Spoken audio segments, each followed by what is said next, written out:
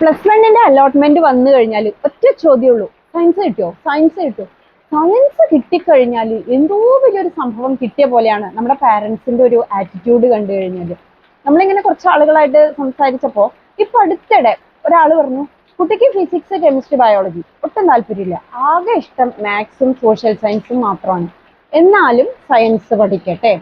വേറൊരാളാണെങ്കിൽ എല്ലാം pre planned ആണ്, അതായത് +2 കഴിയുന്നു, അതിനുശേഷം BCom എടുക്കുന്നു, ദെൻ CMA, എന്നാലും സയൻസ് എടുക്കട്ടെ. സയൻസ് എടുത്താൽ എങ്ങോട്ട് വേണമെങ്കിലും തിരിയാം.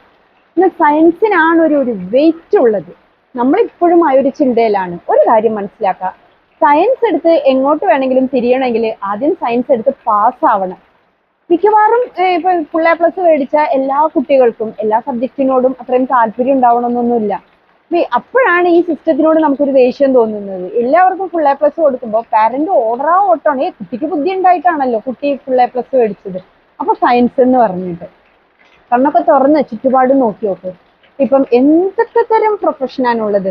നമ്മൾ വസ്ത്രത്തിന്റെ മേഖലയിലേക്ക് കടക്കുകയാണെങ്കിൽ അതിന്റെ ഡിസൈനിങ്, അത് കടയിൽ അടക്കി പറക്കി വെക്കുന്നതിന് ഒരു പ്രൊഫഷൻ, അതുപോലെ അതിന്റെ ഫോട്ടോഗ്രാഫി. ഇനി ഫുഡിന്റെ മേഖലയിലേക്ക് വന്നു കഴിഞ്ഞാൽ അവിടെയും ഒരുപാട് ഓപ്പർച്യൂണിറ്റീസ്.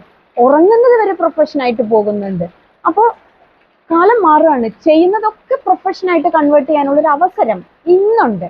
ഒരു പക്ഷെ മുമ്പ് സമയങ്ങളിൽ നമ്മൾ പഠിച്ചുകൊണ്ടിരിക്കുമ്പോൾ നമുക്കതിനെ കണ്ടെത്താനായിട്ട് സാധിച്ചിരുന്നില്ല. ഇപ്പോ അതിനുള്ള എല്ലാ സോഴ്സും ഉണ്ട്. അപ്പൊ ഇനിയും നിങ്ങൾ ഈ സയൻസ് എന്ന് പറയുന്ന ലൂപ്പിൽ കിടന്ന് കറങ്ങാണ്ട് കുട്ടീനെ അതിന്റെ ഇഷ്ടത്തിനനുസരിച്ച് പഠിക്കാനായിട്ടൊന്ന് വിടുക. എല്ലാ സബ്ജക്റ്റിനും അതിൻ്റെതായ പോസിറ്റീവും നെഗറ്റീവും ഒക്കെ ഉണ്ട്. ഈ സയൻസ് എടുത്ത് തോറ്റു പോയി കഴിഞ്ഞാൽ എന്ത് ചെയ്യും? അപ്പൊ കുട്ടിയുടെ വിഷമം, പാരന്റിന്റെ വിഷമം, പോയ സമയം, ഇതൊക്കെ ആര് തിരിച്ചു കൊടുക്കും? സയൻസിനോട് മാത്രമാണ് ഒരു പ്രത്യേക അട്രാക്ഷനാണ് പാരന്റിന്. അപ്പൊ കുറച്ചും കൂടെ ഒക്കെ വിശാലമായിട്ട് കണ്ട് കുട്ടിയുടെ താല്പര്യത്തിനും കൂടി ഒരു പരിധി വരെ ഒരു സ്വാതന്ത്ര്യം കൊടുക്കാനായിട്ട് ശ്രമിക്കാം. Let light shine out of darkness.